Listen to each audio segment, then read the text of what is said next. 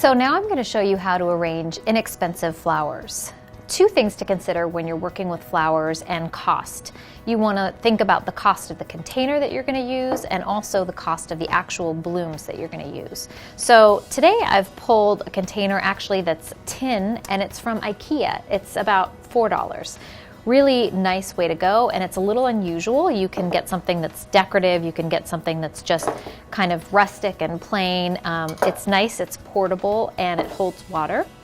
And it's an inexpensive alternative to a vase or another kind of vessel.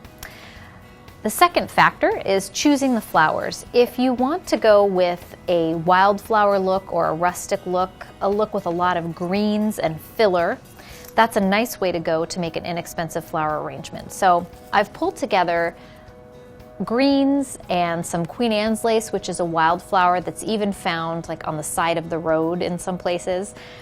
So you can see just by gathering up the greens and the wildflowers here, I already have a nice cluster of elements and into which I can add a more expensive flower like a rose.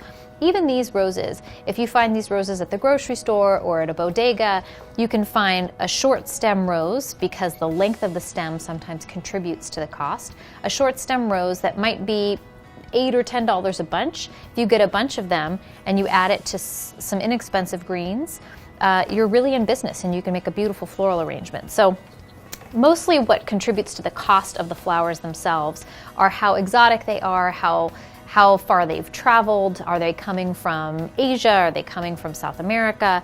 Those kinds of factors really affect the cost of the flowers, but things that you see on the table here are going to be more common elements that you'll find in a grocery store or a bodega. So as with all flower arrangements, you first want to start by greening the vase, and we're going to try and put a lot of greens and a lot of filler in this vase because it's really going to bulk it up, and then we only have to use expensive flowers sparingly. So as with all arrangements, you want to cut the greens or the flower, pull as much of the foliage off the bottom, anything that's going to hit the water line, and start placing them in your container. And I'm going to green up this vase, like as I said, pretty well. So you can use some more unusual greens. This is kind of a tropical green that's really fun to use. And this is an inexpensive way to add interest. And then this Queen Anne's lace is really fun because it's very bulky and quite inexpensive. So start to get your vase going with the greens and the filler, and then we'll add the feature flowers, the more expensive flowers, after that.